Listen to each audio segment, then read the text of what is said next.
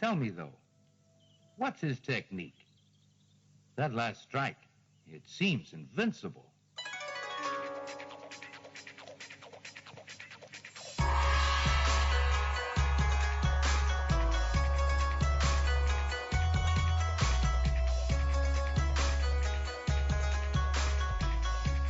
Hello, everyone, and thank you for joining us on Sons of the Dragon, the Immortal Iron Fist podcast.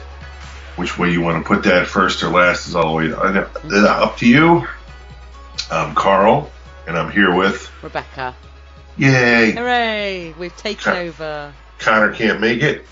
That's fine, because we're covering stuff that's odd. Yeah, we're doing another sort of current run, or current-ish, just finished. We're doing the Absolute Carnage tie-in Lethal Protectors. Dun dun dun. So what we were just discussing before I told Carl to press record, so we may as well get this right out there, was that I know so little about Carnage. I've read Maximum Carnage ages ago. Can't stand Carnage. Don't particularly like Venom. So I'm not here to be your expert in any of these characters or what the hell is going on for a lot of the thing. So just get that out of the way now. Unfortunately, I'm kind of in the same boat. I read Maximum Carnage when it came out and have not reread it since. Yeah, so we're big fans. Because to be completely honest, there wasn't a whole lot to that. Yeah. I mean, I know some people really hate Maximum Carnage, and I don't remember hating it. I just don't remember caring. I just, for some reason, the symbiotes just don't do it for me. And I mean, I don't mind Venom. I like Agent Venom. That's yes, like about Agent all I Venom I really liked. But I just, I'm sorry, guys. I'm really sorry. I know that if I was hip and cool, I would like some of the... I mean, I do like some of the edgy side of Marvel, but not this one. I still thought this miniseries, apart from not fully understanding some of the background to it, because I don't have that background, I thought it was all right. I'll start off with that. I thought it was pretty good. Well, also, to be honest with you, the way this book is thrown in, which we'll get to in a minute, it's a little odd. Yeah. This is not a tie-in that I think you could read as a standalone. No, you're not supposed to, and unfortunately that's exactly what I did, because I didn't read any of the other stuff. I read the first Absolute Carnage, went, no, this really isn't for me. Although it's a really interesting idea. I love Donny Cates. If anyone's going to do it, he'd be the one I'd trust to do it. It didn't interest me enough. I get kind of what they're doing. So you've basically got this god of the symbiotes, Null. And Carnage is, I don't know, there's something to do with Carnage. They're getting all the people who've ever had a symbiote in them, and they're trying to get all these little bits out of them to fuel something or other. And that's where a lot of these tie-ins come. So you're getting, like, lots of random appearances by people who've ever had anything to do with the symbiotes. Yep. Right? Yes, because any time a symbiote has been in you, it's left a codex in you after it left. And that's a lot clearer in the main book, what's going on. It's just been a long time since I've read it. The tie-ins assume you know that already, so they don't give you much of that. But some of the first issue doesn't really grab me. And we're not going to go issue by issue either, because there's not a huge point. We're here for Iron Fist, and so we can get to why he appears fairly quickly, which is that issue 1 establishes that Misty's in trouble. Well, let's still discuss the covers, because they're a blatant lie. That happens a lot, though. Come on. True. If you picked up the first issue of Lethal Protector, you would have seen a large Carnage head in the background. Yeah.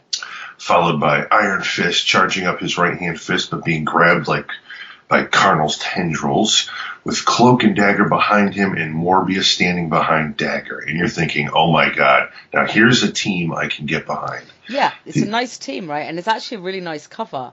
Like, it's very basic in some ways. Like, you know, some of the details on Dagger especially. But I just really like the feel of it. It's got nice dynamism to it. You've got tendrils coming out and grabbing them. And look, it's always fun to see Morbius and Cloak and Dagger. And I quite like the colouring on Danny's costume. Yes. It's a little bit muted, isn't it? It's quite appealing though, and the collar's not doing crazy things. It's the small collar, and I mean it is disappointing if you got this for Iron Fist. I forgot to pick it up, but I picked it up later so I'd have some context for the whole series. And there is a variant also done by another famous artist. I can't remember his name. It's all painted. It's very nice also. It's pretty much the same group, just in a different pose. Oh. And it's a connecting cover, so all three of them connect together. I like when they do connecting covers. And I got to be honest, I would read this team book every day. It's an interesting team. There's people I don't know a lot about. I don't know huge amounts Morbius. Like, I've obviously read him in things. Mm-hmm. But so I'm going to guess you didn't read the Living Vampire #1 that came out this week? I haven't got around to it. A friend of mine was... I do love Vita Ayala writing. So, but no, I haven't grabbed it, I have to say.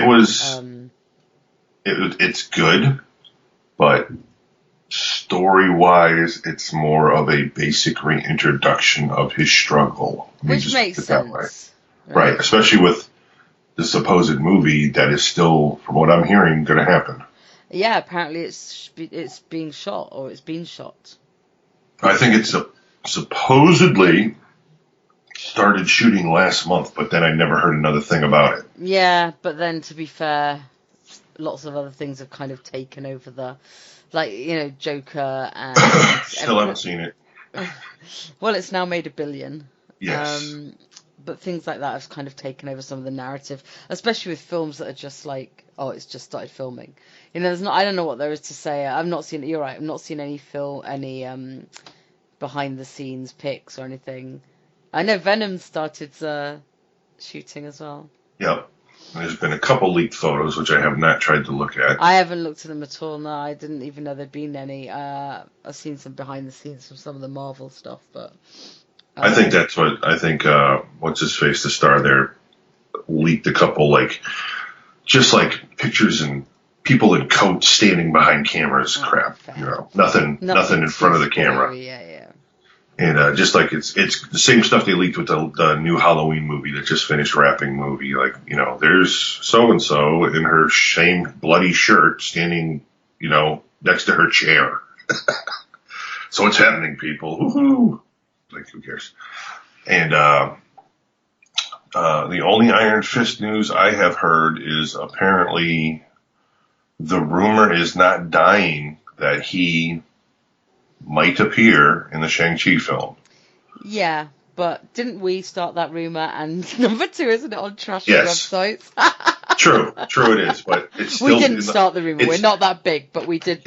Yes, we did. I totally started that rumor saying we it would actually be 2... As soon as they released the date for Shang-Chi, I said, that's actually more than 2 years after the cancellation of Iron Fist, so he could appear there, which would make sense.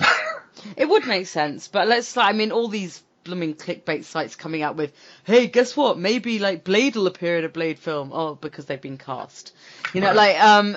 They leaked a picture of that too, also. But they come up with the most obvious stuff. Mm-hmm. Maybe there'll be a female character in Guardians of the Galaxy 3.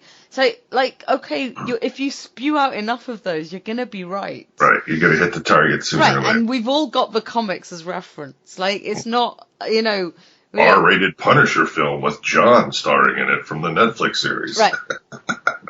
You throw out enough of, maybe the first Deadpool movie will be with the Avengers. You spew out enough of those, you'll get them right. And I hate those sites. So my recommendation is everyone make your own list. You'll be right as many times as the sites you're clicking through to. And it'll be much more. And don't make it a list of things you want to happen. Make it a list of things you think might. And if those two collide, great. If they don't, they don't. And I am excited for the Shang-Chi movie. I'm very excited for it. Not only because I am a Shang-Chi fan, but we're going to get Trevor back. Do you think? You have to. Oh, yeah, we probably are. Especially with what happened in the short, which was on Thor the Dark World DVD. We're certainly going to get the 10 Rings back. Right. I don't know if we'll necessarily get Trevor, but we probably will. We got to get Trevor. Yeah, he was the best. He was, I agree, but like you can kill off camera for that as long as you know. Anyway, whatever. It's a good No, chance. he needs to live. Well, I think we can. This is. Imagine this came from a clickbait site. He's totally the Mandarin's totally Shang-Chi's dad in this, right? I don't think we know that yet. No, that's what I'm saying. Imagine a clickbait site. Oh, That okay. is my speculation for you. Because they can't use, what's his name, Fu Manchu. I thought they could again. Well, they're not going to want to over Yellow Peril stuff, right? So they've got an Asian bad guy that they can tie him to. There's my speculation for you. Everyone, go to We've Got This Covered and whatever the stupid Gamers Comicsgate site are. They've probably already reported that. That's my extrapolation of I know the comics. His dad should be a villain. We've got a villain ready and waiting. There you go. Carl predicted it.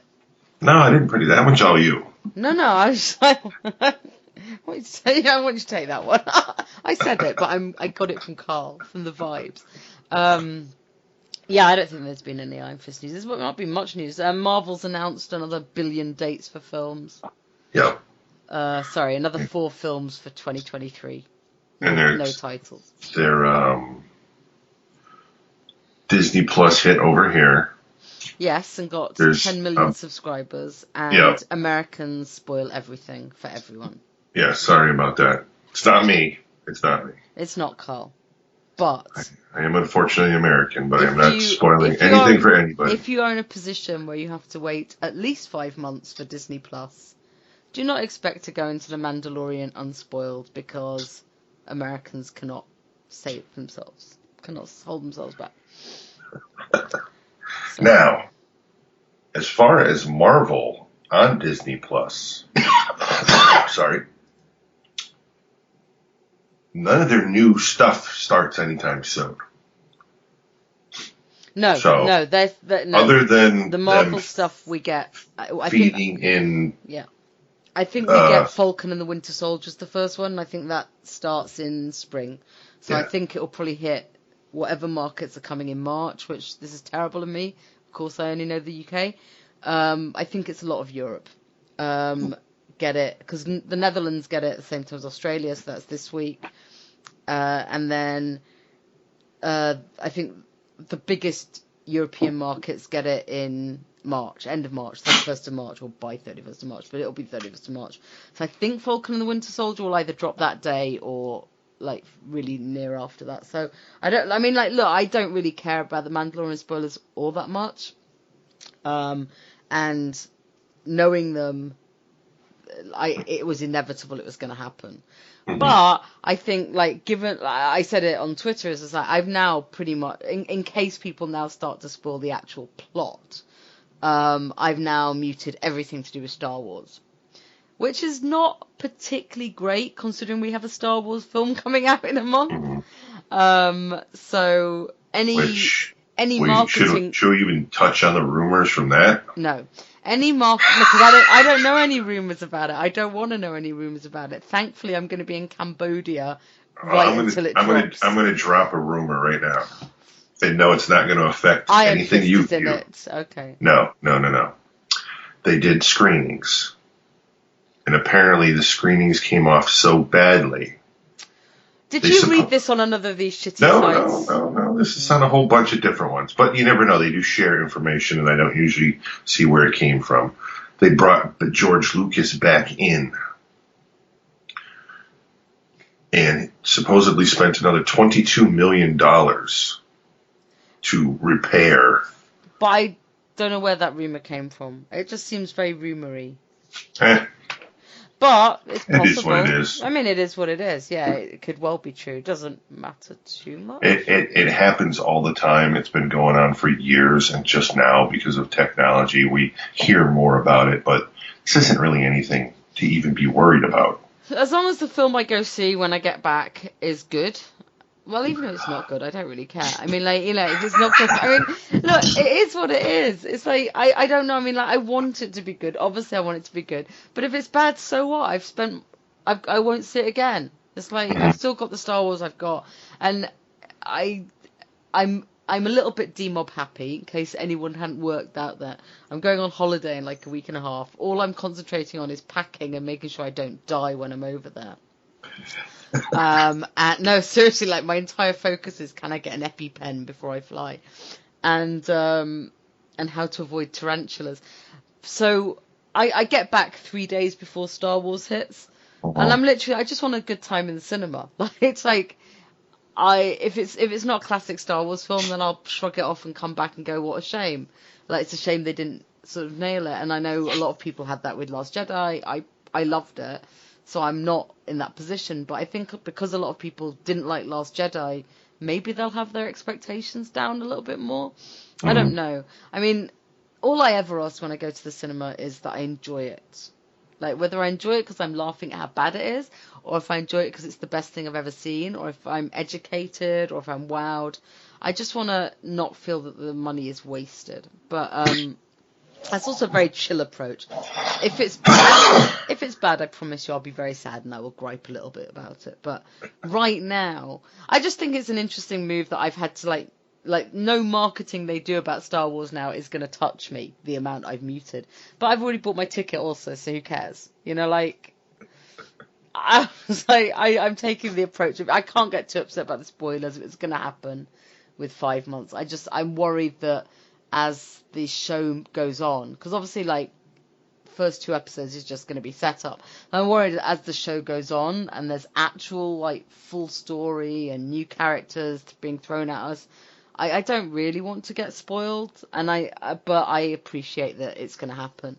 I did very much like the British person who's like, I'm going to go on after Rise of the Skywalker and just every single person who's posted a spoiler about Mandalorian, I'm going to personally post spoilers to them. And I'm like, dude, chill. Like, you can't get vindictive about these things. You can hope and you can ask. Obviously, none of us can stay off social media for 5 months because of this. I feel a bit like Ant-Man and the Wasp, which we got 2 months later.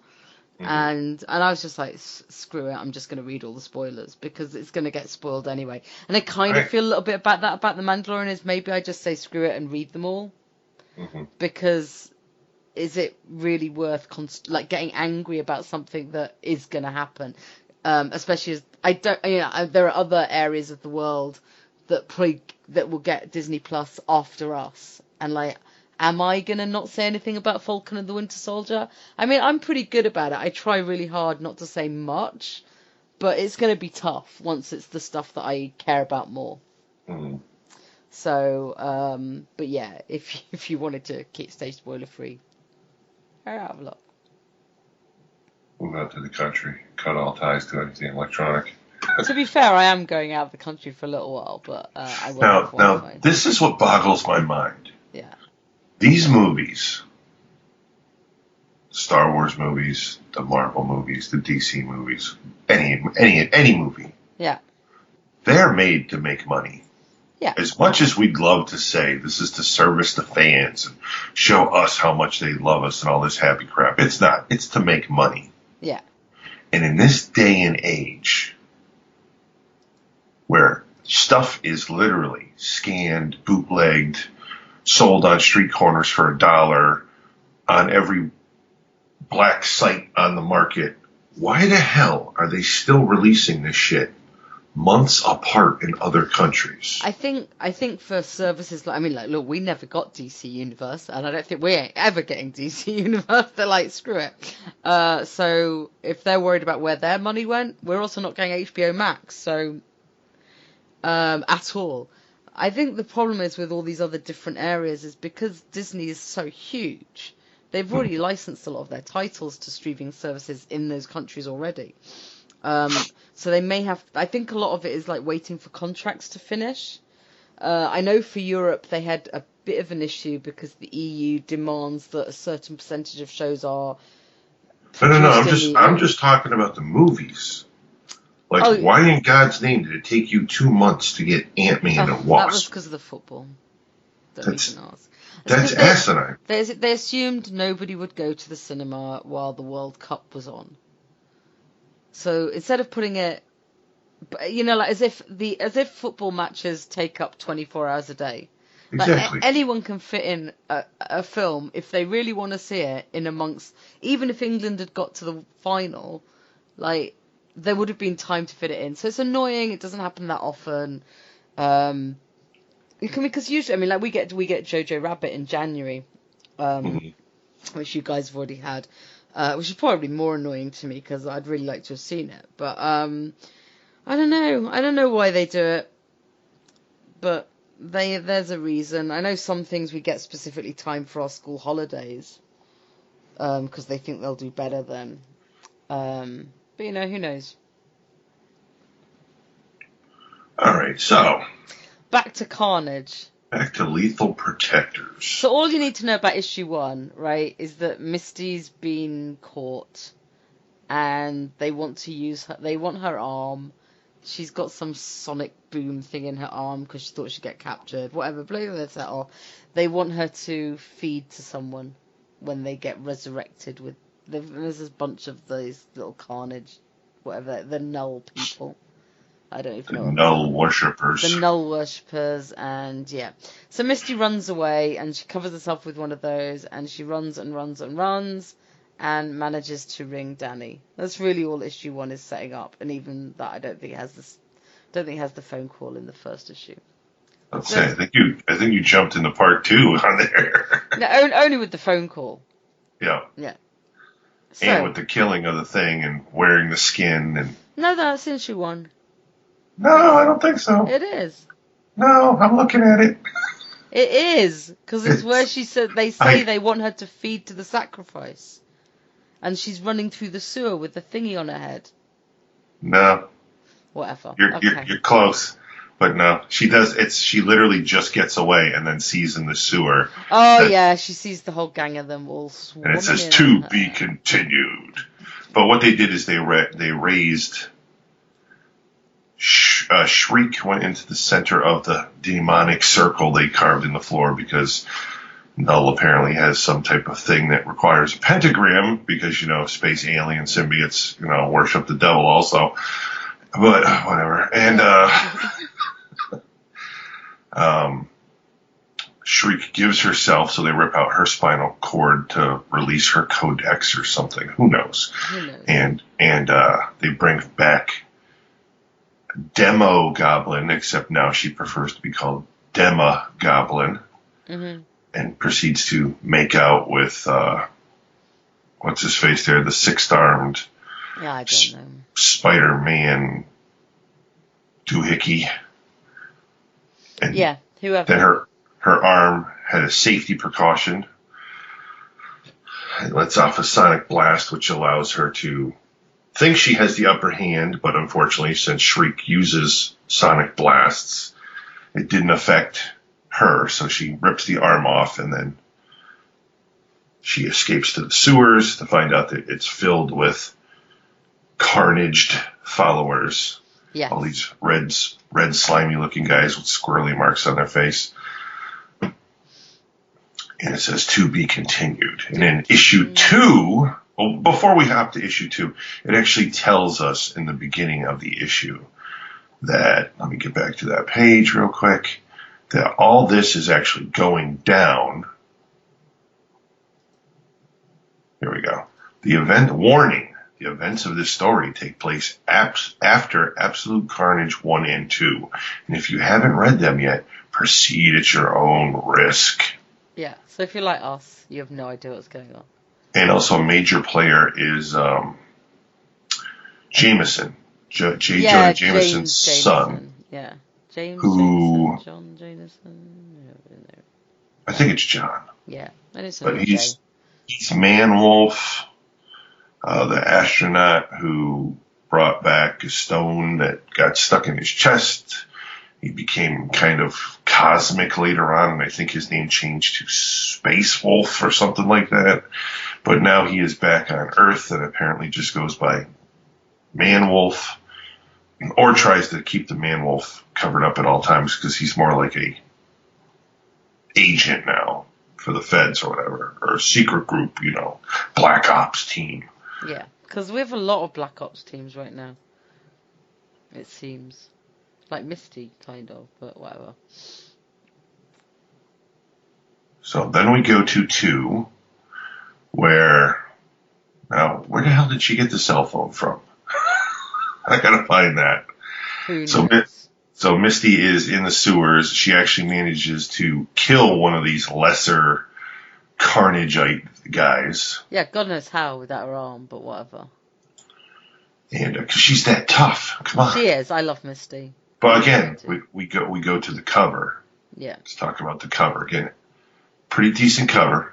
It's alright. I don't like it as much as the other one. No, one was still better. Yeah. We've got Demi Goblin riding a skeletal on fire bat. She's looking pretty badass with a giant Carnage tongue, and Danny's on one side, just a side profile of his head and his charged fists coming in, and Misty Knight is there with 2 arms, and a big giant gun, looking like surprised, like. Well, they probably didn't want to spoil the fact that her arm would be ripped off in the previous one. So. But it should be. It should be. Nah, because the artist who did the cover probably has no idea what goes on inside. So Man-Wolf becomes Carnage Wolf in the beginning of this, and there's a little flashback of whatever happened in those issues where Misty rescued him, and what happened in the issue before, and Demi Goblin is actually being pulled on her bat glider by a Venom or Carnage Wolf. And Misty is wearing the husk of one of those guys. Yeah, she's got a skin cover. Yeah, they don't actually even show you how she got it. No. And to the point where these things are so stupid that they're walking past her with like chewing on people's body parts, and she's just like dum-da-dum-da-dum, nothing to see here. And this infuriates her, and she kills a couple of them, and she then finds a whole room full of ripped apart, shredded people, and from one of them, she finds a cell phone. Right. And then we shoot up to some random street in New York where kids are playing stickball in the middle of the street, which I don't think anybody does anymore. No, but why not? This is awful. One of these affected minions of Carnage comes slithering out of a manhole cover, and the kids are just like, that's the biggest sewer rat I've ever seen, what the? And all of a sudden you see a hand tapping it on the shoulder going, excuse me. And it turns around to see a chi-charged fist. I do like this art, this page I like. Yeah, I like a lot as well. This is probably the best drawn page in this issue. Because the guy's got kind of a funky style. Yeah. But that style, he tied it all together. I mean, it works really nicely, especially the muscles in Danny's chest. His butt's a little pointy. His butt's a little pointy in that middle one, but by the bottom panel, his butt looks good. Just say. And so Danny hits it so freaking hard it becomes a smudge on the pavement, and I'm not joking. And he makes sure basically the kids are all right, and all of a sudden his cell phone rings, and it's Misty giving him the lowdown that he's in the sewer, and this, that, and the other thing, and things are bad, and they call him Power Man, which seems very... Well, I do quite like it, because of course you've got like, what's his name, who's Power Man, but younger, but with the chi fist. So it's not that weird.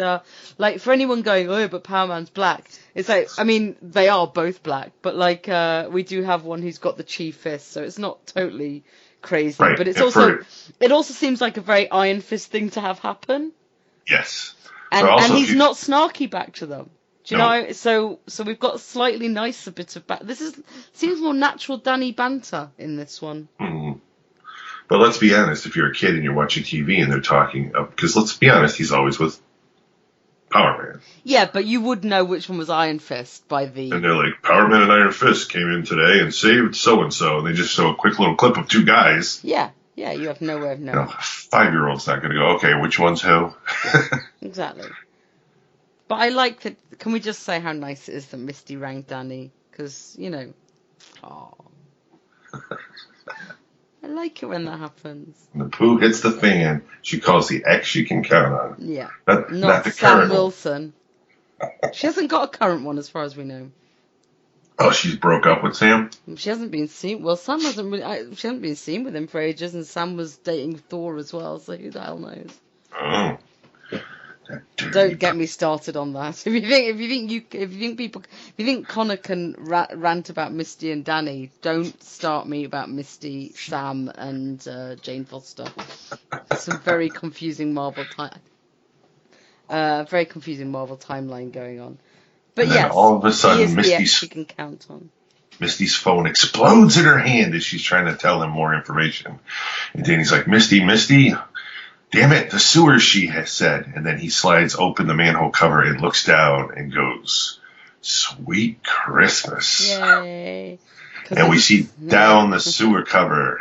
And I'm not sure. Writhing massive nullites or whatever they are. Yeah, it's just wall to wall. You can't even see floor. Yeah. Followed by, maybe I am going to need some help. After all. It's good. Sensible, Danny. Call help when you need it. And so now Demi-Goblin is facing down Misty Knight with Man, Wolf, Carnage, Critter. Yeah. And then we're back up on the street where we see Firestar. Yeah. Wasn't on any covers. Cloak and Dagger. Morbius, thank you for answering my call.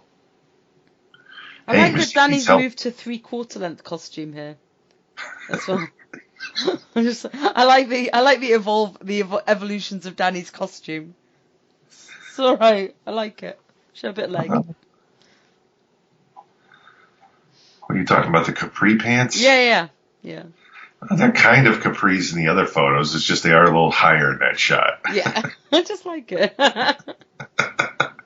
And basically, he's giving them a lowdown of what happened with the phone call. Yeah. And they're Mr. Calls, people come help. This is the funny part. He's got like a boot. Yeah. On top of the manhole cover. And I'm like, but there's a manhole cover like every 30 feet in New York City. Yeah. and they all attach. He's tried. And of course he goes to remove the boot lock that's over this thing and they come like pouring out where he's got to jump back and Morpheus and Firestar and everybody jumps into action and all of a sudden out of nowhere, boom, boom, bang, bang, bang, these things just get blown apart. Like, oh, is the Punisher here? But no, it's not the Punisher. Deathlock. One of the Deathlocks, because apparently there's a whole fleet of them now. Well, there's a female one. Deathlocket. From Avengers Academy, who's amazing. But also this Deathlock there is more than one, yeah. The original Deathlock. Yeah, I wouldn't say there's a whole core of them, but there's a few. Because he even tells them, I'm not the original Deathlock from Maximum Carnage. Yeah. But he was sent in his place. Yeah. And, you know, people have issues, especially with the fact that apparently he says he killed somebody on the way over. Yeah. And this basically pisses Danny off to the point where he throws the sewer boot like Captain America's shield in between them and sticks it into the wall. He's like, enough! Yeah. We gotta rescue Misty. So he steps forward as the clear leader here, and the whole team goes into the sewer. Yeah. Hooray. Yay, now another one where Danny's the leader. Hooray. So now on issue 3, which is the last one. Yep. We have a spot-on cover. Yeah. Everyone who's in the book is on the cover, and Misty Knight is missing her arm. I don't know, Firestar's still not on the cover. She's not in there? Nah, nor Deathlock. So I imagine they probably wanted to keep some of the people on the down low. But yeah. So basically now, in the book itself, we have pages and pages of sewer carnage. Yeah. Literally. Fighty carnage. Punching, kicking, blasting, fire circles. Yeah. They're even the Carnage Knights are even squirreling through the fire, on fire, still trying to get them. Daggers. This sounds awful. Iron Fist Iron pulls Fist, his Netflix famous floor punch, sending everyone like semi-unconscious to the ground, Yeah. where they regroup and now run down a hallway where now they're, because, mere seconds have passed since Misty was seen last, and now they're talking about killing her and eating her, and Man-Wolf is now struggling with his symbiote in him because he is friends with Misty and he doesn't want to kill her. Yeah. And now he's getting beat by Demogorgon because he's a weak dog. So she's like, I'm going to kill her myself with one of my sonic blasts. And she starts to apparently charge up one of her blasts, visible in her skeleton mouth now. And from out of nowhere, boom, shot to her head from Dagger. And there's our super team. Yep. Yeah, that's a really janky picture of Dagger, but whatever. And so Connor can bleep it out. Danny says, or put it another way, back the away from Misty now. Dun, dun, dun. And yes, they scribble out that word. But that's totally what he's going to say. Yeah. And we have another fight ensue. Dun, dun, dun. There's a lot of fighting in this issue. Fighty. And Morpheus is taking on the Man-Wolf because, that's when a vampire and a wolf meet. You put them together. Mm-hmm. And Screech / Demogorgon and Firestar have the classic, we blast each other at the same time and it stops in the middle and let's see who's going to win. Yeah. And Firestar loses. Yeah. Only to be riddled full of bullet holes from Misty Knight. Daggers, and, what the hell's his name? Deathlock. Yeah. Yeah. I keep wanting to say like Man-Bot. Don't ask me why. And they blast her full of holes. So now she's plastered against the wall, bloodshot, holes everywhere. And they're like, oh, we got her. But, oh, guess what? Nope. Nope, she also has her shriek powers. Looks can be deceiving. She's back up and all the bullets magically fall out of her body like Wolverine's healing power. And she's back at Misty Knight. This time she's going to, stuff one of her pumpkin bombs down her throat or something. And this snaps Man-Wolf out of his fight with the living vampire to see that Misty's in trouble. And he comes and actually saves her. And the bomb goes off and no one gets hurt. And then quietly in the corner, he disembowels her. Yeah, well, Danny, arm round Misty, let's get out of there. And Misty's like, John. Meanwhile, the Venomites or Carnagites, whatever you want to call them, are still they're getting coming in waves. Yeah. Morbius is having fun with them. But then Misty refuses to leave without John. Right. They go and get John out of there, and Cloak poofs them out of the location, and Demogorgon is like, no! And now they're in an alleyway up top. And now Man-Wolf is about to attack them because he is still infected with the Carnage virus. And Misty basically talks him down and causes him to transform back into a naked man. Who she gets to hug.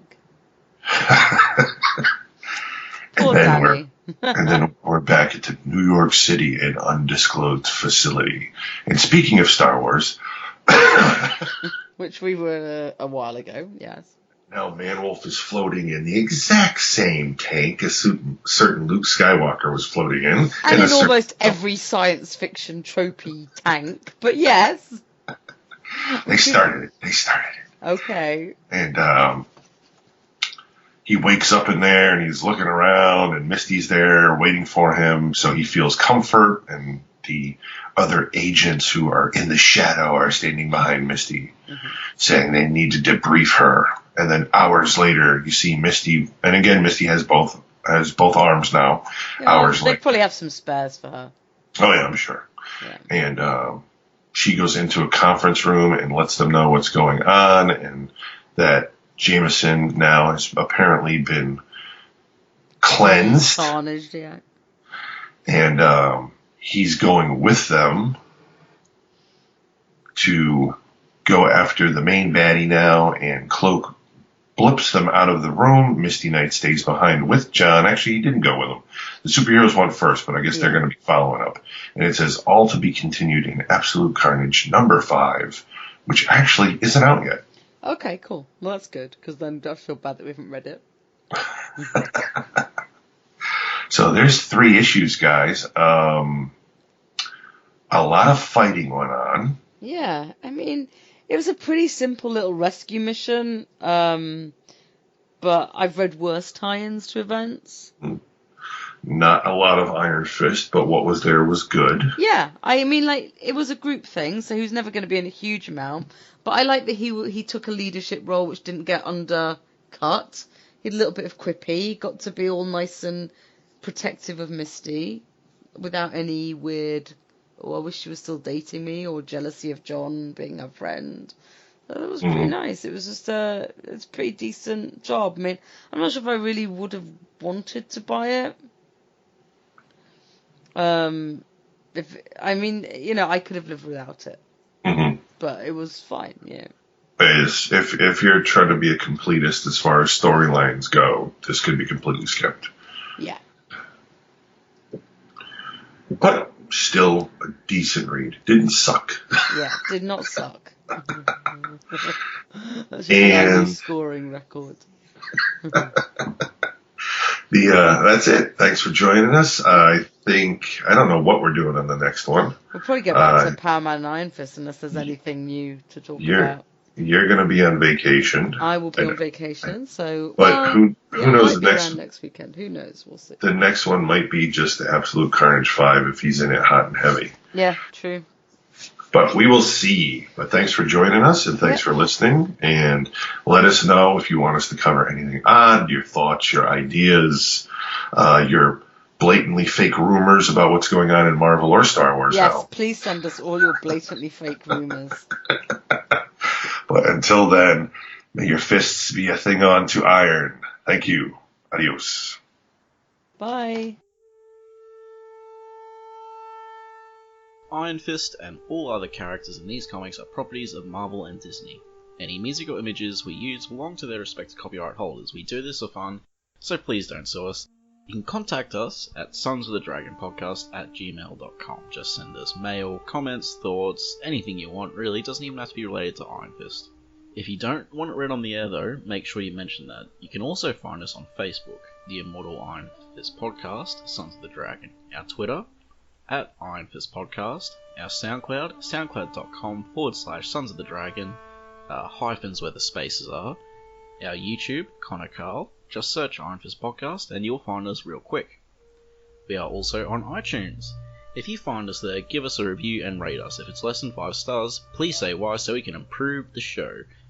And we're on Podcast Garden in the literature section, and last but not least, head over to our WordPress, Sons of the Dragon, the Immortal Iron Fist Podcast.wordpress.com. That's where I put all the show notes.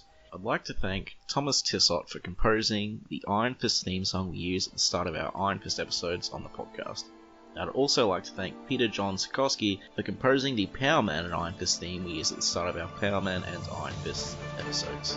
And finally, thanks to you guys for listening.